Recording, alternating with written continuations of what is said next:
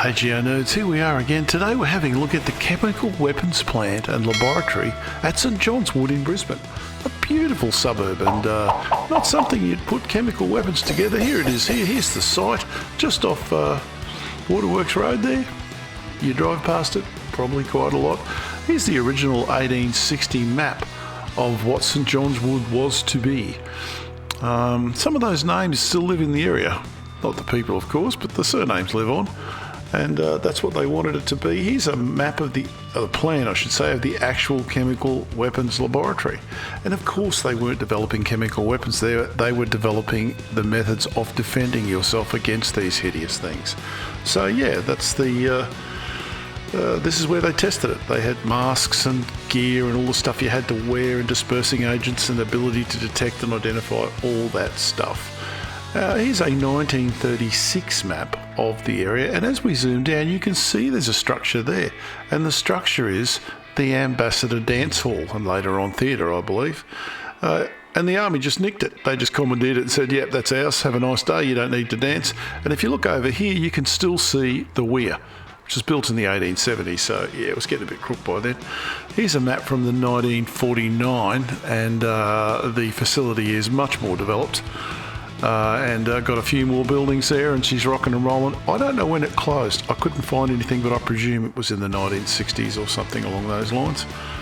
And there it is there. So 1949, you can see the quarry there is pretty well developed next to it as well. That's a very good quarry. That's where the scout hut is now. This is the sort of thing they were doing there. Building, you know, keeping our men safe. That was not a bad thing at all. And here's the old, the boys doing it. A lot of respect for them. My day in the military, we had to jump in a gas chamber and take the mask off, take a deep breath and run outside, and I'll tell you, that is never going to happen again. That is a really nasty thing to have done, but you got to know what's coming on. That was just tear gas. Yeah, nothing really nasty. Here's the weir we were talking about in flood in the 1800s, of course. The Nogra Creek, it was in flood. Not quite sure why they thought that when this creek had cut in places through 20 metres of 150 megapascal granite, that some 10 megapascal concrete was going to stand up to it. And as you can see, it didn't. That's still there. You can go and see that. Got a bit knocked about in the previous floods, but yeah, she's still there. What we'll do is we'll have a fly in now and just so you can get an idea of where it is in Brisbane. Oh, there we are, folks. Across the Gabba, over the city in a hurry, down George Street because we can, over St Bridget's, out over the old Normanby Fault there, wham, straight over it. And we're in the valley already of the Nogra Creek.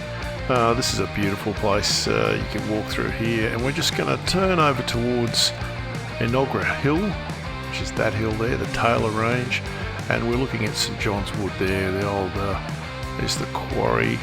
The diagonal range are spinning around now. We're going to come in and have a look, and there's the bridge we're looking for, and there's our spot. That's where the chemical weapons laboratory was, right there.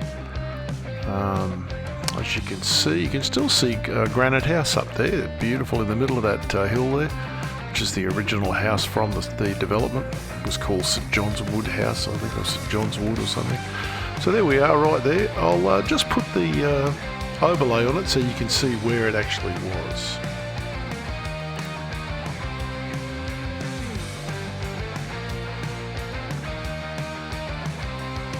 So people, what would you choose to build on top of your old chemical weapons laboratory? A daycare centre, of course, which is what is there today. Keep rocking. T-Rock's out.